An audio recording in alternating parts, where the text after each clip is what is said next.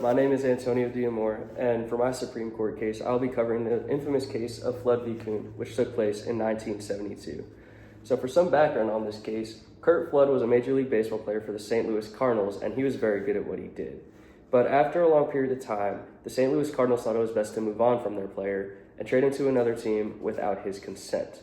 Now, at the time, this was perfectly normal, and the players had no say in what they did, but Flood disagreed with this. So he filed a lawsuit against the MLB after not reporting to the Phillies for violating the Sherman Antitrust Act, and his attempt in court was unsuccessful, but he's considered the pioneer to bringing free agency to baseball. So the constitutional question that's raised from this case is, does Major League Baseball reserve system violate federal antitrust laws as established by the Sherman Antitrust Act? So at this time, Major League Baseball told their players that once you are put on a team, you are on that team no matter what, unless you are released or you are traded. Flood thought that he should have the freedom to decide where he wanted to go. So the holding for this court decision was 5-3 and sided with Bowie Kuhn, the commissioner of the MLB, and the rest of the MLB in general. So this law was upheld, and its exemption was upheld because there were former cases such as Federal Baseball Club versus National League in 1922 and Toulson versus the New York Yankees in 1953.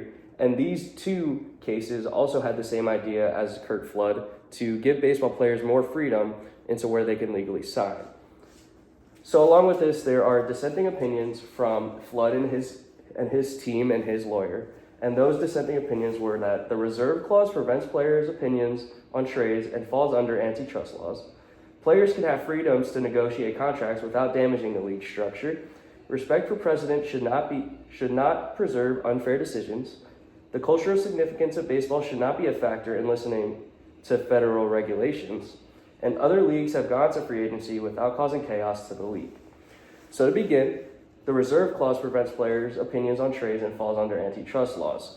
So if players' opinions are not heard as they were at this time, they kind of just did what they were told, and they felt that that wasn't right, and Curt Flood especially felt that wasn't right, so he didn't report to camp. And in my opinion, that does fall under antitrust laws. The second one is that players can have freedoms to negotiate contracts without damaging the league structure. So if a player has their freedom to choose where they'd like to sign, not much comes into account where, we're going to make the best team possible by paying everybody. And even though that is possible, it's not really true, because when players think about this, they are doing what's best for themselves and what is best for their families and their well-being. Respect for precedent should not preserve unfair decisions. So with this is that with the two past court cases being in favor of the MLB, the respect for how those cases were resolved should not be the major decision on why this one's resolved. The cultural significance of baseball should not be a factor in listening to federal regulations. And this is because the main argument the other side made was, baseball is America's national pastime. And by using that as an argument, it worked at the time, but it's not very strong. It's very weak. And other leagues have gone to free agency without causing chaos to the league. So this was in reference to the National Football League and the National Basketball Association, as they both gave their players the freedom to go to free agency and choose where they wanted to go to their team. So for the other side is the majority opinion. Congress's inaction implies approval of the exemption. The reserve clause makes the league much more competitive. The unique nature of the sport justifies its exemption. Congress's silence reflects acceptance of the status quo. Flood was bound by contract and knew this when he joined the league. So the MLB side said that Congress's inaction implies approval of the exemption. And this is not true, because even though Congress doesn't say anything about it, it doesn't make it right. The second part is the reserve clause makes the league much more competitive, which I agree with that, because it can't cause teams to super sign their players and give everyone all the money they want. And it kind of tells players where they want to go, where they have to be.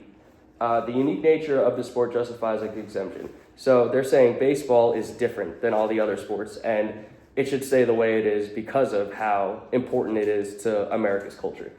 And then Congress's silence reflects acceptance of the status quo. So by Congress being silent, this meant that they were okay with how it is, and because their status was very high and baseball was important to everyone around them, that's how the law should stay.